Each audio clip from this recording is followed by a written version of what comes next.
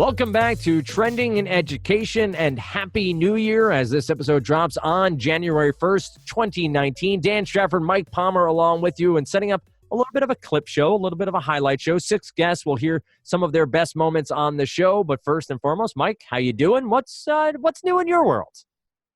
Well, we had a early Christmas surprise in the Palmer household, so I kind of was keeping a low profile about it. But Robin, my wife, and I have been expecting our child since I guess around April, and the baby was due January 13th, and surprisingly, the baby was on his own schedule, and we wound up being blessed with Matthew James Palmer, who was born on December 23rd. So early Christmas present for me, and really just an amazing way to end 2018.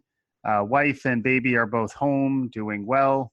I'm doing about as well as I've always done, right. Which is good. And yeah, it's just obviously it's life-changing, and I think it's going to be really interesting on the show. I've been passionate about education, thinking about lifelong learning, which I still want to stay connected to that. But obviously, both you and Brandon talk a lot about what it's like to think about education and learning as a parent, and even they come out. They come out of the womb ready to learn, although the learning objectives are like poop effectively, pee effectively. Yep. Take your milk. Get some skin to skin. We got to do a whole nother thing on just parenting, just like the whole how to educate parents, because like I was saying before, Dan, we didn't even.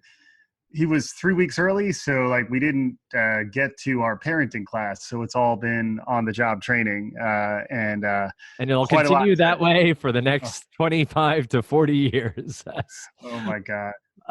It's pretty crazy. I will say, we joked the biggest job in the world. You don't get the formal education on. You sort of go via osmosis. You deal with family members and friends and uncles and aunts, and you deal with learning that way. And it is that sort of funny thing, as we talk about an education and learning show. It's that other way of learning. It's the life experience. It's that we've talked about it in the play of it all, right? As parents, we do a lot of playing. We do a lot of sort of, let's figure this out. Let's hope for the best. And we talk about it. And I'm thankful for this show, to be honest, because I've been able to have a growth mindset more so around parenting than I would have without working with you and Brandon, because you get so fixed on do it my way. I said so, do it. And what I've been able to do is just understand my kids are going to teach me as much as I'm going to teach them. And so I don't have that mindset all the time. I don't keep that mindset all the time. 6 o'clock on a Saturday morning. No, I'm not ready to get up and hang out with my kids. But I will say it's been a great experience for me. Congrats to you and the wife. And glad Matthew has joined us. Little MJ, he's got to get the tongue wagging down. And the jump shot in. I actually watched Michael Jordan's top 50 plays of all time, so it's nice synergy there on YouTube. Yeah. But it's a road, and it's a road that goes on for a long time. It'll be one that will be fun, as you said, to look at learning from a different lens, your own and his, and your families as you go through. So we look forward to that. It's going to be a fun discussion as we go forward. Mike and I have discussed doing the Dad Pod. Maybe that comes in a future episode as an extra, or maybe it's a spinoff of sorts. It's Perfect Strangers and Family Matters, the best spinoffs in the world. But Alki Bartakamos, exactly, right? Yes. And Cousin Larry. Yes. We had a ton of great guests this year. We had a ton of fun on this show. I hope that comes through, and everybody who listens, I think it does. I think we get great feedback from some of our best and closest listeners. Some of the guests you'll hear from today are representative across a wide range of friends and close colleagues of the podcast, and some we met because of the podcast. Mike, I said in the intro, and sort of a spoiler here, we're doing an intro after I've edited most of the episode, but your Katie Nielson interview was just one of those moments. That and Matt Cooper, and you said to Matt before we recorded last week's show, it was just it was like you were old friends. And there was a conversational aspect to it that doesn't happen in all interviews. And Katie was just such a professional, but also so giving of her time and giving of her insight that it makes for a great episode. I reminded everyone to listen to it again. But I'd say, from my perspective, one of my favorite episodes of the year and one of my favorite guests of the year. Do you feel similarly about Katie and what she brought to the podcast? Yeah, Katie was fantastic. And shout out to both Katie and Mike Merrill, who introduced Katie to me, which is a nice reminder, too. Like, if you're a listener of the show and you have someone you think would be a great guest, we're pretty flexible, as evidenced by the fact that I'm Right. recording this, 8 days after my baby was born. But yeah, it's pretty easy. And hopefully, I think when we're at our best, it's a very comfortable, casual dynamic. And, that paired with the fact that I think Katie's,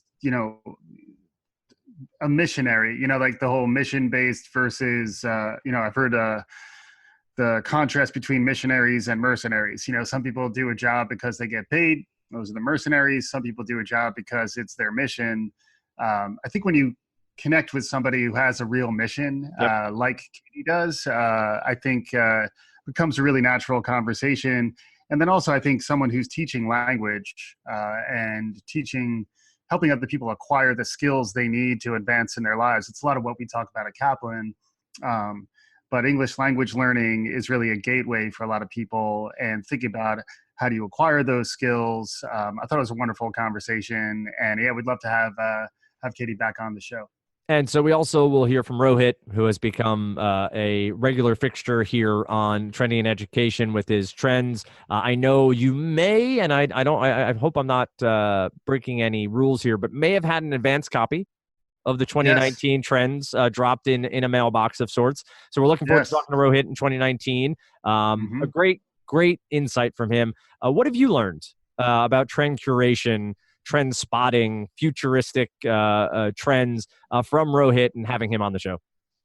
Yeah, I mean, I definitely the mindset part I think is important. I think the way it's a lot is mindset and process more than anything. So like, it's not like you can just cram for it. I think you have to change the way you think and the way you operate.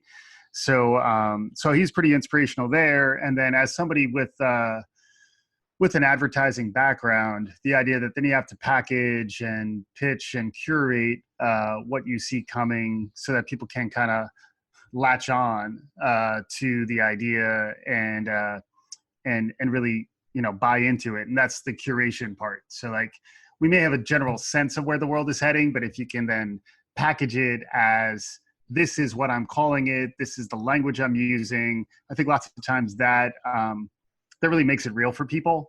And it certainly made it real for me. And not even going to tease too much in terms of his 2019 trends, partly because I've been a little preoccupied. So I'm behind on Can't reading understand that why. advanced stuff. We hear also from Debbie Berebichez, who's one of my favorite people in the world, to listen speak, just Yeah. her insight into the world and the path she's taken to be a leading voice in STEM, a leading voice in data science, a leading voice for women in education. Great conversation you and Brandon had with her back in the spring. Haven't been able to lock her down for a full episode of Debbie Berebichez, but we're going to get that done early in 2019. A great conversation there, and I was happy to bring the International Women's Day aspect to the podcast. Talk to Mm-hmm. Rochelle, talk to Nancy Sanchez, and Debbie, and just a great conversation all around. Also hear from Tarlin, who's Tarlin Ray, good friend of the podcast, and they're both coworkers. And I think we always like to talk, shop when we need to, but does show the depth and breadth of sort of I'll say bench. I don't mean that in a negative way, but the bench here at Kaplan Test Prep and beyond, some great talent that we get to work with. And I hope it's been fun for you. And I think it'll be fun in 2019 to bring some of that talent to the fore. Yeah, for sure. I mean, Debbie, I loved what she was saying about the importance of mentorship and, being a mentor and also seeking mentorship. Again, everything's sort of very fresh in mind as a new parent, but being willing to ask for help and realize that other people want to help you. I think it's a tremendous insight. And And then also, Debbie talked a little bit about, men mentoring women, women mentoring men. With Tarlin, we talked a lot about the difference between the generations and how the generations, can connect differently. I really feel lucky to be able to have this show as a platform for us to have our own voice, but really to start giving other people who maybe haven't experienced podcasts as a speaker, as someone who could put their thoughts out there. I think those are two great examples. Would love to be able to launch more shows for them because they got a lot going on, as they Very, say. very talented, intelligent, well-spoken individuals who've come across great in pretty much any medium that they get to attach themselves to. We also, one of my favorite people, Melissa Griffith, appeared on the Meeker Report episode. That's one of our favorite discussions each year. We did discuss Mary Meeker leaving her firm and sort of starting her own thing, which will be fun to track in and of itself. We will see the Meeker Report in 2019, but a fun episode each year, and it's great to get Melissa's insight and her point of view, which is contrasting to a lot of the ways I think about the Meeker Report this year on the 2018 version of the Meeker Report episode. Yeah. I mean, it's fun to have different voices just for the sake of having different voices. But what's been striking to me is like how I sound different, and I'm different depending on who I'm talking to. I think it's true for you. It's true for Brandon. And, it just all reinforces the importance of diverse perspectives. And, Tarlin in particular, maybe a little bit with Melissa. What I liked was that we weren't 100% in agreement. Like we get that feedback a little bit about, you guys agree too much. Like when it's me, you, and Brandon, people like a little bit of tension, a little bit of, well-meaning but informed like discourse where like maybe you're not 100% on the same page with each other. And that's better sometimes, because there aren't really easy answers all the time, and different people have different perspectives. It's fun to get that give and take.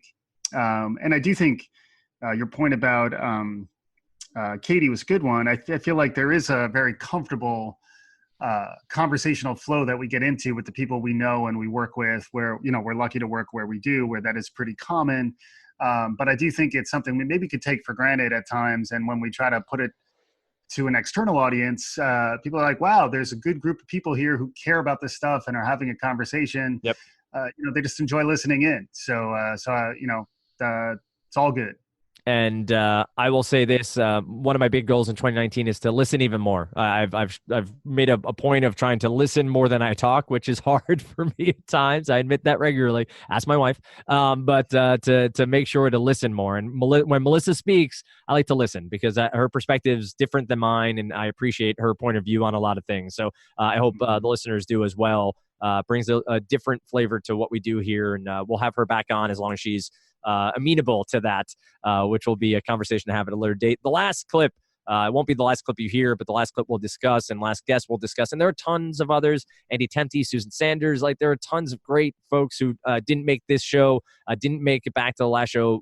We'll have them back, and we'll highlight them throughout the year as well.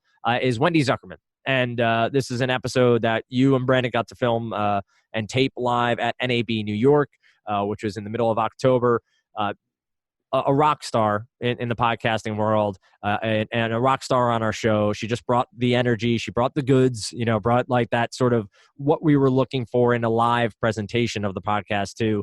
Her discussion that I clipped here is a lot around how they come up with show and the back catalog, but even further go to drill down to whether or not they need the science to be a fully 100% affirmative or negative, or do they prefer where there's a little gray area? And you bring up the idea of there's some nuance to this all. It's not just black and white. There's a lot of, well, yes, and there may be something else to that. It was a great discussion and a great event. We look forward to doing more of that stuff in 2019. But I wanted to leave her to last because I just thought the vibe, the energy of that episode itself, the conversation was great, and the guest was top notch. Yeah, it was fantastic. And thanks to the podcast movement for giving us an opportunity to present at the Javits Center. The energy did feel different, which was awesome. And looking forward to doing more of that. Also, thanks to, Andy Rosen and Tim O'Shaughnessy at Kaplan Inc. and Graham Holdings, respectively, who were able to connect us to folks at Gimlet, and hopefully we'll see more of that connectivity over the coming years too, because we do have some real opportunity to connect to the bigger Graham Holdings universe, which has a lot of really state-of-the-art podcasting concerns going out there. And then Wendy was just hilarious. Like, it was so funny. Like, I had my notes that I had prepped because I had just binged on Science Versus. So I was like oozing science out of my eyes and ears and everywhere. And then I had prepped my notes and I was about to send the notes, but it was also very much in the moment. And somehow I accidentally deleted my notes because I was trying to cut and paste, but like I cut them and then I accidentally did something else between cut, and I couldn't Control Z my way back to my notes. So we wound up ad-libbing it, a little freestyle action. But, in all truth, I do think there's some real benefit to doing your prep and then having your notes and in some ways not having to refer to them. Yep. I was really struck by how natural the conversation flowed. And we'd absolutely love to have Wendy back and other folks like that back on the show.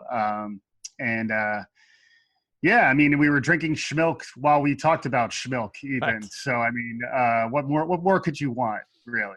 A full service podcast, took an audience question, took the vibe from NAB. You can hear the background. It just makes for a different experience. Talk about having different reactions and different interactions with different guests. That live aspect, that the palpitation, the heartbeat of NAB helped influence not only the way you and Brandon proceeded, but how you listened to it as well. So really intrigued in 2019 to get out a little bit more. I'm seeing a couple of things up here at Harvard Education that I'm looking forward to getting out to, maybe getting some live tape done at, maybe even some streams from things as we sort of build out our social profile here on the podcast. And as Mike said, if you have a guest, you have a topic, you have something you want us to discuss, don't be afraid to tweet at us or go over to the website, trendingeducation.com, send one of those web forms in. We'll get the email and then we can discuss it and figure out the best way to bring it to the audience. Mike, we're hitting 2019. Here it is. It's on us, and we are there. Crazy number-wise that we've hit that year already, but we talk so much about predictions. We'll do our prediction show later on this year. What are you most looking forward to from a learning and education standpoint? Maybe not a trend, but just from your own personal standpoint. What are you most looking forward to in 2019 to learn or to grow on? Really just working on my dad game. Sure. So like just Me understanding too. what I'm sure that's probably true for the rest of my life. But honestly, like I'm still trying to get my thoughts together and the amount of stuff that you are learning every day, and you learn by doing, there's not dad school. If there is a dad school for me to go to, please let me know. But you learn by doing. And then the other thing that's been really awesome, I talked about it a little bit earlier, is that the level to which people are rooting for you, and just understanding that there is support, even though, we're not as, socialized medicine and those kinds of things may not be as prevalent in our society. I think the idea that there's almost something innate in like rooting for new parents who are really, trying to, pay it forward a little bit by getting the next generation going. And then just the way it feels to kind of look at your child, look at my son, and it's tough to even put into words, but I'm looking forward to be a little bit more reflective about that whole experience in the coming year, and then still generate the amazing varied content that we cover on the show. I am excited for the Citadel too, Game of Thrones Hot Stove Edition. I think we got to line that up soon to talk about what's coming. But I do like the idea of continuing to interleave the more topical pop culture angles, even as we get a little more earnest and proper learning science. It's nice to kind of I'm a fan of variety. I'm a fan of staying tuned into the spice of life. I've been told, right? And we all need a little bit of little bit of paprika in our life. Oh my God. But yeah, so yeah, no, it's going to be fun. Thanks to you so much, Dan. Thanks to Brandon as well. We have, same thing conversationally. I think we have a nice flow among the three of us. And then it's been fantastic getting more voices in and yeah, looking forward to it. It's going to be a lot of fun. 2018 was probably the most amazing year of my life. And that's also a reminder that can happen at any point in your life. So I'm getting on there in years. I prefer not to share my exact age, but like you can really have the most amazing year of your life, just about any point. And just kind of ecstatic about what 2018 was for me personally, and then for what it was for trending in education. And hopefully we can just build on that momentum heading into the new year. You're going to hear some clips coming up next. You'll hear some introductions from me as we go through and introduce each one. I will also say Mike made the point about people rooting for new parents. It's the mentorship aspect from Debbie, the idea of having a mentor. Find the parenting mentor too. Find somebody you trust and somebody you want to latch onto and understand where they came from when they were learning to be a parent. But so much to cover here on the podcast in 2019. Special thanks to Brandon, to Mike for all the work they do, getting content together for it. To all of our guests, thank you so much. To all of our listeners, thank you again. And we look forward to you adding to those ranks. Share it with a friend, share it with a colleague, and we look forward to big things in 2019. With that said, here are those clips. Hope you enjoy them. Let us know what you liked and let us know what we can do more of in 2019. Our first highlight from 2018 is our live show from NAB New York. Brandon and Mike sat down with Wendy Zukerman of Science Versus, a Gimlet podcast, and the conversation picks up here as Wendy is asked whether or not having a definitive answer to the question posed on Science Versus is important. Then she continues on to talk about whether or not audience members, people who have listened to the podcast, have reached out to say they've been convinced otherwise on a topic they thought they had a definitive take on. So do you prefer shows where the answer is definitively yes or definitively no in the end? Or I know there's a lot of there are things that are still sort of too soon. It'll take years or decades to figure out. But does that make for a better show typically when there is something dispositive you can get to? I think there has to be something that like upends your current beliefs. So if people have very strong beliefs about something and we can say there's no science there, or the science hasn't come, then that's interesting. Those are the good ones. Those are the good ones. Right? Yeah, where you're like, where people are like, I definitely know this, and you're like, well, science doesn't, so how do you? That's interesting. If people have like very strong beliefs and then we can say the science is against you, that's interesting. If people have like beliefs and all we can say is the science is then those are the episodes that are kind of like, well, I didn't really think anything of this, and turns out neither does science. So we tried this, by the way, just a quick interjection. We tried this with learning styles. So there is a myth there that, or a belief that there are learning styles that people are visual learners or auditory learners, etc. The literature, the science behind suggests that's not true. So if you are interested in tackling that show, we've already been there. You're welcome to give it a listen.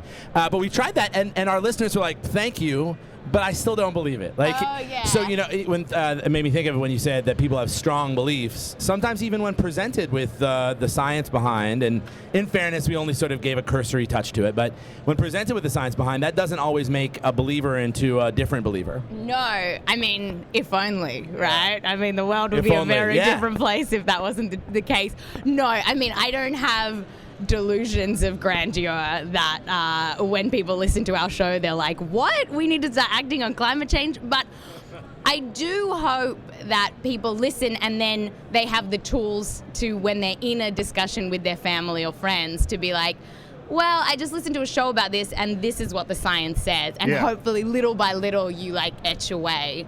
We have had, I think one of the episodes that we get the most emails about people saying, I actually changed my mind, thank you, was our attachment parenting episode. And I don't know what it was about that episode or that topic. Perhaps it was because we had a mum who practiced attachment parenting, and then when we were like, you know what, there's like no research here, the guy who created this is kind of a shyster. She really like listened and took it on and was like, and was like, oh wow.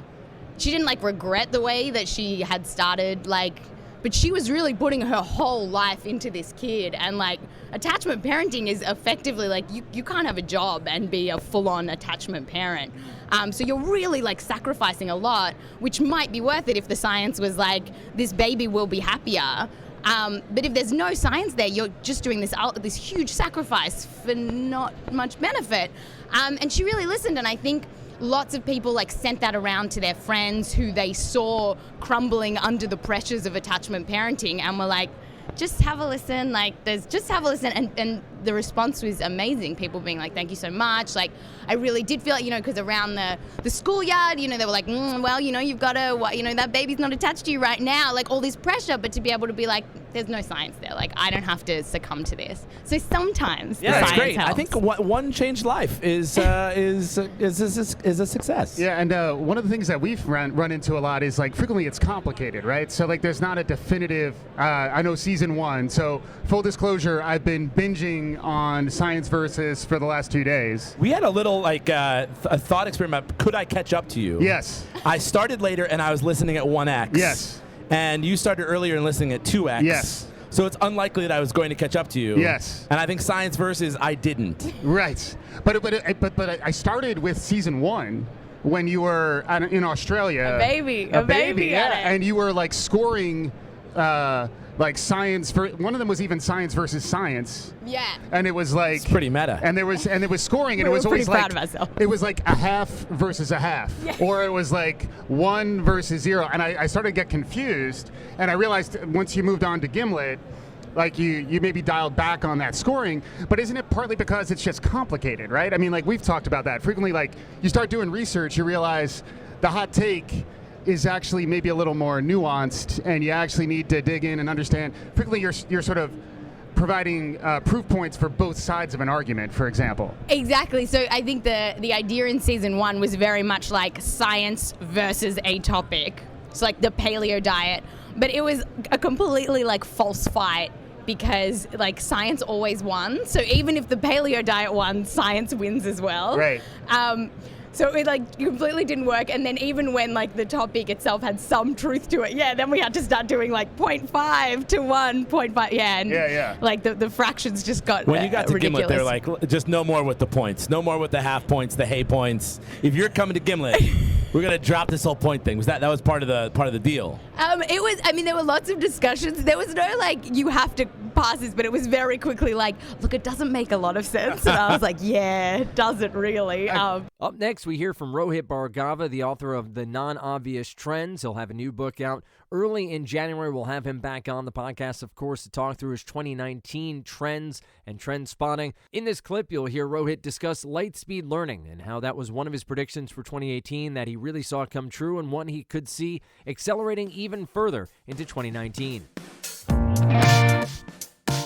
In terms of the learning and the education media space, which trends in 2018 do you think are most relevant, and which are maybe surprising? Which are maybe, you expected the macro trend to happen, but then the way it's manifesting is different, or the way it's evolving into something different that you're seeing down the road? Well, so the one that really has taken off in the learning, in the education space, is light speed learning. Mm-hmm. And that was just a trend that described the expectation that we all have to be able to learn stuff faster than ever. Mm-hmm. And there were so many great examples of that, from the 8-year-old kid who taught himself how to drive because he wanted to go to the McDonald's drive-thru, to like Fender investing millions of dollars to create this whole platform to help people learn how to play the guitar faster. Because if you get better at the guitar faster, then you stick with it, which means you buy more stuff from them. Right. So there were great examples, and there's more and more examples of that. And this expectation that we can go online, we can teach ourselves how to do anything. There's how-to content, there's videos, there's online learning. The explosive growth of online learning is another element of that, because these things are just an optimal way of learning various topics. Right. And people have figured that out. Right. So that definitely has taken off. There was another trend that I wrote about that I called data pollution. And you probably imagine what that means. Just so much information floating around, so much data, especially with corporations, that it's akin to pollution. It's the stuff that you don't need. You'd like a way to filter it out, but you don't know how to. And so it starts to like rise up. I actually thought that would be a much bigger topic because it's such a pain point. And I thought that would actually take off much more as a term, because I just thought it was an interesting way of describing data in the sense of treating it as pollution instead of what most companies do, which is they treat data as the savior. Sure. But the way that was described, or sometimes I'm not exactly sure why it doesn't. Yeah, it doesn't take off. It just didn't capture people's attention. Well, it's also interesting in that case too, where like people want to grab hold of a narrative, and if the narrative is the thing that we're trying to feel gives us structure in a very chaotic time is more messy than what we want it to be, even if it's true, people may not want to embrace that story. Because I would actually say data pollution is a really interesting trend, and I think it's real, but I feel like we're probably not comfortable accepting that, because like we're the believability crisis that you've talked about, we've talked about it as a crisis of truth. I think I like the angle of positioning that as a crisis of believability. You know, people want to find expertise or find somebody who actually knows what the heck is going on. And frequently the folks who are closest to the data are the latter day oracles. And then when you give them a trend that is saying like, that's actually not, like they're as confused as the rest of us lots of the time, and the data that they're harvesting is more noise than signal, I think we have a hard time wrapping our heads around that. So like we almost prefer to grab the narrative or grab the trend that is a little more almost like reassuring. Up next, we'll hear from friend of the podcast, Tarlin Ray, co-founder of Kaplan Labs. And what you'll hear in this clip is Tarlin discussing Gen Z and them entering the workforce, and how current workforce and business setups just aren't ready for Gen Z to be innovative and to have the impact they need to have to move business forward in the next few years. This comes from practical experience. I think that, writ large, that most corporations are not necessarily prepared to work with the next workforce, the next generation of workers. And part of it is, I think that, and I went through this myself, we have this lens, or we have this perspective on the way that work should be and the way the individual should operate. And what should throw that out the window is just technology is moving so fast. Individuals are able to be so much more efficient.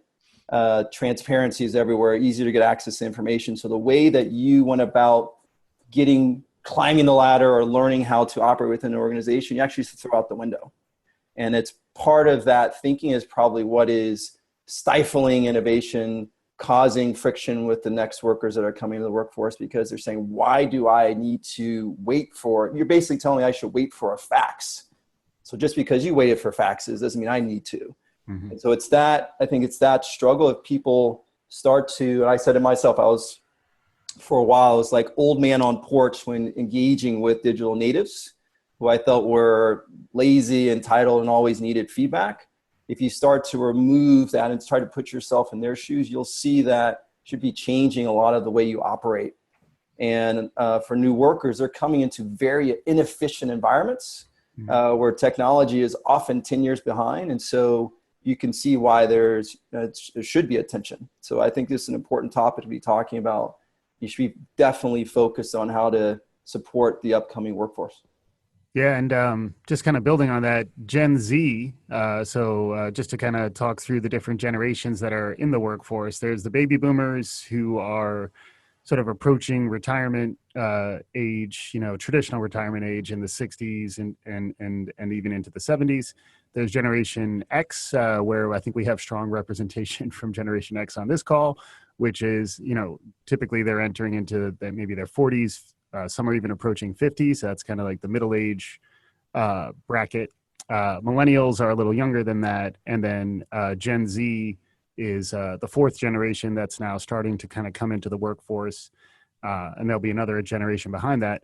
But for Gen Z, that's the largest generation in America that we've ever seen, which is, in addition to sort of the other more psychological points, there's sort of a population demographic point around the way the workforce is going to change by virtue of the size of the emerging generation.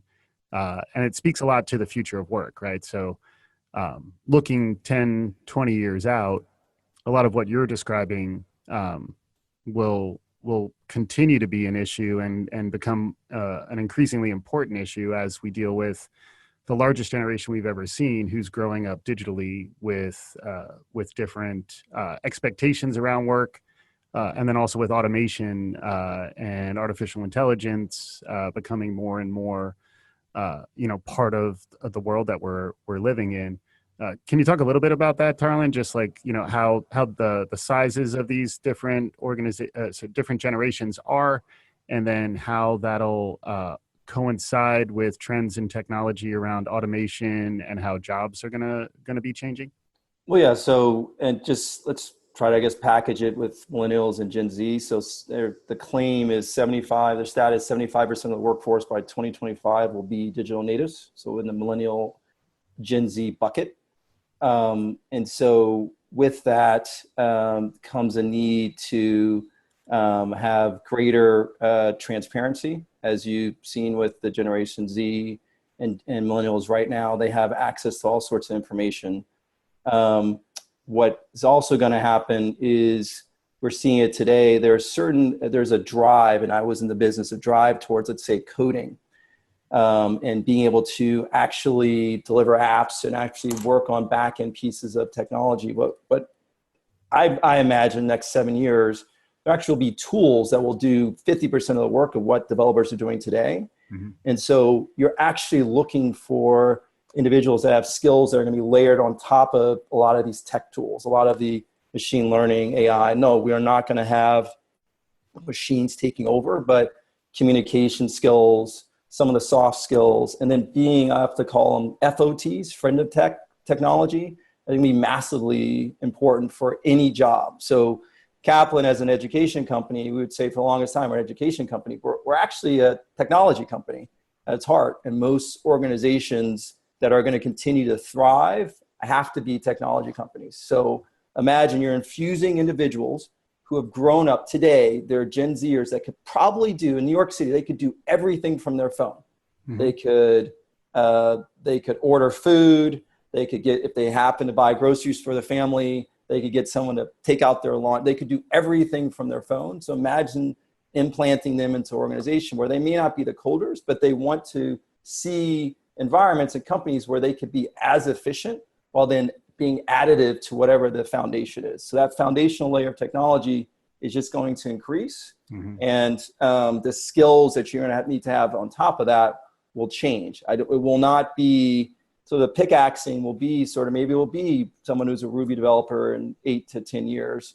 But on top of that, you need to be able to sort of evolve and do a little bit more. Next up is Katie Nielson of Voxy.com. She's the Chief Education Officer, and she and Mike sat down for what was an absolutely dynamic conversation. If you haven't listened to the entire thing, I highly suggest going back and listening. It was hard to pick out one clip, but here is Katie describing the difficulty with language learning and teaching language as opposed to something like math. And she continues to discuss about the challenges that Voxy.com and other language apps have in presenting this in a digital format. Learning a language is learning a skill, which means it's a little bit different than learning a traditional content area. So when you study arithmetic, you need to learn to add, then subtract, then multiply, and there's a formula that you follow. Right. When you learn a language, you're learning how to use a complicated tool to accomplish something else. Right. So we teach people to learn languages by doing, and that means we need to start with what they actually want to be able to do. Right. So it's sort of a myth that you need to teach everybody apple and banana and book and airplane, and then you can teach them to go have a business meeting or order a coffee or whatever. Like you can just start with the business meeting or the coffee rather than wasting all that time with words people don't know. Yeah, where's the bathroom? When's checkout time? Like the real valuable things. The valuable things that you need to know. Why are you arresting me? Yes. Where's the U.S. Embassy? Yeah, all those kinds of things. Yes. So, but if I understand you right, typically Voxy is teaching a non-native English speaker how to speak English, or are you also, okay, so that is the primary focus. We exclusively work with non-native English speakers in the United States and abroad. Right. And they want to learn English for many different reasons. Some people want to learn English because they want to go to a university in an English-speaking country. Some want to get a promotion in their workplace and they're never going to leave their country, but they are in an industry that requires communication with other people in other countries. And because English is the language that global commerce uses, everybody's speaking English. Some people want to learn English because they want to move to the United States. Some people just want to understand song lyrics better. Some people here want to be able to understand their kids' teachers or understand the labels on prescription bottles. I mean, we talk about starting with a needs analysis first because we want to figure out what our learners need to be able to do in English and then give them the English they need to accomplish their real world goals. Yep, that makes sense. We talked a little bit about your background, and you've traveled a bunch and been exposed to different cultures, I guess, really throughout your life. How does that impact sort of your philosophy or your approach to how people can learn English more effectively? So I have traveled a lot, and I have lived and worked in Spanish-speaking countries. Right now, I do a lot of travel to Brazil. Voxy works very closely with a bunch of private language schools and universities and corporations in Brazil. And Portuguese, I'm not great at Portuguese. Right. So I think it helps inform my approach to language instruction because I understand personally what it's like to be someplace where you don't speak the language and you have a need to communicate. So it lets me be empathetic when I think about how to build our courses. Because learning a language is learning a skill, you have to do it. And it's really hard to speak a new language. And adults don't like sounding like they don't know what they're talking about. Right. So you are perfect at communicating in English. But if you needed to have this conversation in Spanish or any other language that you're trying to learn or learning, you would notice immediately that you sounded like an idiot. And most adults don't like that at all. Right. And so it's important to make sure that all of our learners understand that minute or two of being uncomfortable and understanding that the only way to learn is to make mistakes is necessary for language learning to happen. We run into people all the time who say, oh, I took 5 years of Spanish in high school and I can't say anything. It's like, well, that's because you learned to conjugate boot verbs and how to memorize words, but you didn't learn how to say anything. And the minute you try to say something, you feel really uncomfortable, but there's no way to learn a new skill without kind of messing it up first. Like, if I wanted to teach an adult how to ride a bike, you're going to fall down. You're going to not be able to get the pedals to work. You're going to feel like an idiot. We were talking about driving. If you've always driven an automatic car and you get into a car with a manual transmission, the minute you start to drive, it starts bucking and you don't understand how to make it stop and it stalls and you feel like you don't know what you're doing. And that feeling is what happens. And so what's really important is making people understand that that's part of learning a new language. Right. And in some ways, not panicking and not getting frustrated and just giving up. Exactly. Like kids are so much more willing to look like fools and make mistakes. Like they're learning to do everything. So they fall down. So they say the wrong word. So what they said makes no sense. Like who cares? But adults, like we don't like to be wrong. And different people, we were talking earlier about learning styles, and it's less learning style, but more people's cognitive profiles. Some people are more uncomfortable with not having all the information than others. Right. Some people really want explicit instruction. They want to understand all the steps first, and then they want to do it. Whereas other people are okay with learning things implicitly, trying and failing and learning by trial and error. And a lot of language learning has to happen that way. Next, we hear a clip from our Meeker Report episode that had Mike, myself, and good friend Melissa Griffith on to discuss the report in 2018. The clip starts with a discussion around data privacy and how the Mary Meeker Report specifically points to the differences between the United States and China about how they regulate apps and how they regulate the collection of data for these apps. That's also the growth of AI, right? And Meeker does get into that later in the report as well, like the use of data and to really look at it. Mike, you were mentioning before we started recording about a lot of this also talks about China, about sort of this new Cold War of sorts between tech in the U.S. and tech in China. Data privacy plays into that as well, as Chinese seem more open or more told to share more data, and U.S. seems less likely to. And so more data provides better user feedback and better apps as they move forward. What do you make of sort of the broad scope of her discussion of China and AI and data and how that might influence how tech moves forward, and I guess in turn how education tech can move forward too. Yeah, I mean, I think it's pretty sobering to understand the current like macro climate around artificial intelligence, tech innovation, and the future of our global economy. Because it's anyone who reviews these slides or like listens to Mary Meeker talk will come away with concern about the U.S. economy and sort of the U.S.'s position as like a leader in innovation and their focus specifically on artificial intelligence. Like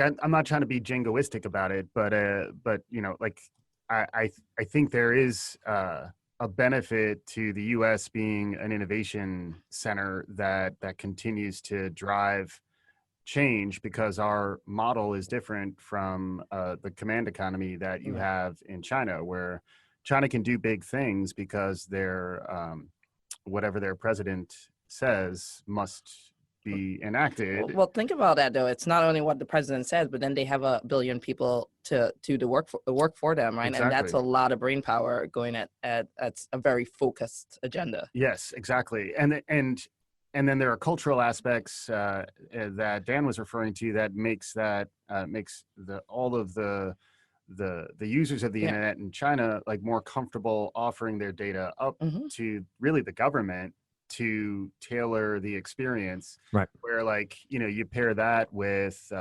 any government's desire to sort of shape the minds of its populace, it starts to get a little scary to understand like where does that play forward. And then at the same time, Meeker ends the report with some slides about the impact of immigration and immigrants in the founding of Silicon Valley, and like a lot of the top companies that are in the U.S., whether it's Google or Tesla or the list does go on for some time. There's a slide where they she basically lists all the different top American companies that were founded by immigrants. Yeah, and where will that be? Where will we be 20 years from now with the world we're in right now if we stop that bringing in of immigrant talent into the country? Yeah, and even think about it in terms of the emerging world too, like where like if you're in the emerging world and you're top talent and you understand. You mean like myself? Yeah, exactly. And you're trying to understand like, where do I take my talent? And South Beach. It's always South Beach. Yeah, that is a good point. It's very timely. Thank you for that, Dan. That was good. But I think it's not like they're going to be going to China, but where like if where will that intellectual capital go? Well, all jokes aside, right? Like 20 years ago when I made a decision, my parents made the decision, whoever made the decision to bring it to America, right? And to come to America, it was because this was the land of opportunity, right? And we were talented, we were the top of our classes. And so you knew you had opportunity here if you worked hard, and that was the mentality. Right. I don't know if sitting in 20 years now, if I was now a kid starting out, whether I would come here or whether I would look at places like Ireland or where there's a tech talent, or like Asia or South Africa, or like all these emerging like the bubbles, whether I would choose to come here now. Like I wouldn't necessarily choose to go to China, because China is it's the population it's closed off, but like there are places that are still open in the world, and they're gonna attract the talent, and they're gonna attract the companies, right? Because that's why Google and these companies are going abroad and they're setting up hubs in different locations. Exactly. Yeah. And if you went back 20 years, you might say, come to America, because you will be on a fantastic podcast. 20 years from now, it's all going to come together beautifully for you. And the last clip you'll hear on this episode is from Debbie Berebichez, Chief Data Officer for Metis. And this was a wonderful conversation that was part of our International Women's Day episode back in the spring. We had Nancy Sanchez and Rochelle Rothstein on the same episode. Go back and check that one out. It was a good one.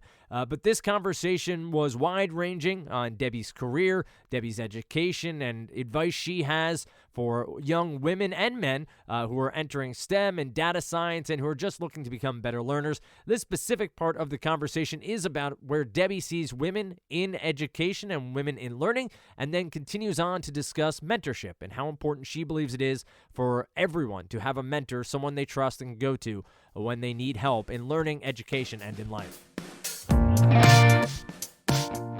I do think that I was very fortunate, but I should also say it took a lot of courage and effort. And I think it's important for young women to know that people who make it in the field or who have success in their careers, it doesn't necessarily mean that we did not have obstacles. It's important to know that the people who win the race, so to speak, and get to the end are not the ones for whom things come easily, but they are the ones that get up after every obstacle and don't give up.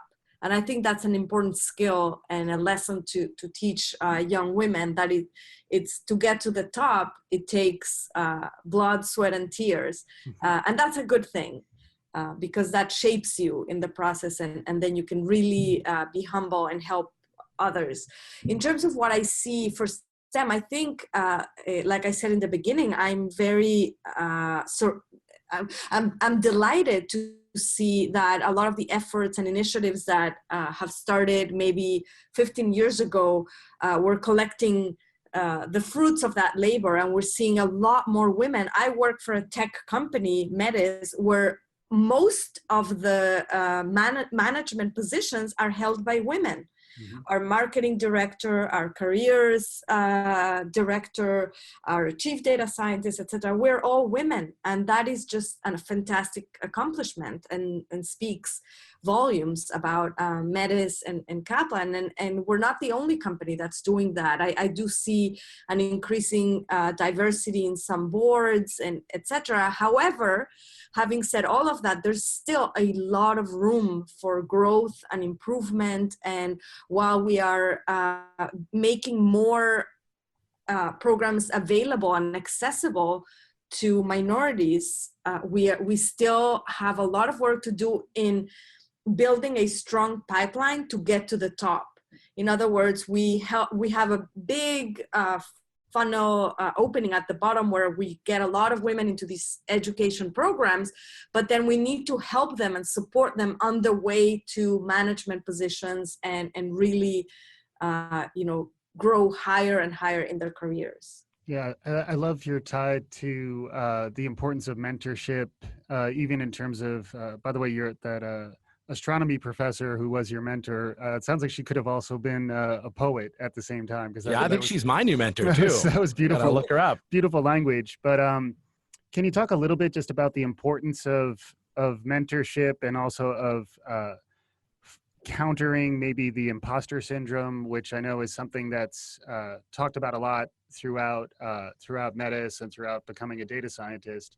Can you talk a little bit about how, as a mentor, you can sort of make it okay and maybe talk to younger women or women who are emerging into the field about how to navigate it? Yes. For me, mentorship is everything.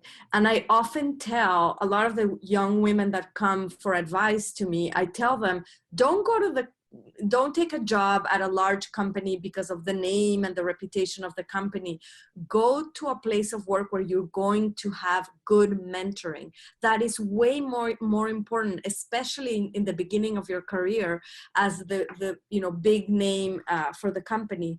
And the reason why I've experienced mentorship as the key to my career and my success is because, coming from the background that I came with, I encountered a mentor at Brandeis who, while I was studying philosophy, he was my TA in my astronomy course, which was the first course I ever had the courage to take in physics. And to make the story short, he basically ended up believing in me and mentoring me for a whole summer and helping me learn the ropes to be able to start the physics undergrad degree in the middle of it and finish it in 2 years as opposed to in 4 years. And that's only because he sat with me every day and he gave me confidence to solve all those physics problems. And I owe him that pivotal moment of my career where I ended up going into physics. And the wonderful thing about him is that when I wanted to compensate him for all his tutoring and all his time, he said to me that when he was growing up in India, in Darjeeling, like the tea, there was this old man who used to climb up to his town, which was very steep in the mountains. And the old man used to teach him and his sisters the tabla, the musical instrument, math and English. And when the family wanted to compensate this old man, he said, no, the only way you could ever pay me back is if you do this with someone else in the world. Wow. And that's exactly how Rupesh passed the torch to me for mentorship, for continuing to inspire and encourage other women who, like myself, felt the desire to pursue careers in STEM. So I definitely encourage women to reach out to other potential mentors. They don't have to be women. I've had amazing mentors who have been men, and definitely find that connection with someone who's just going to care about the steps, and every single thing that you do is going to pay attention and give you critical feedback.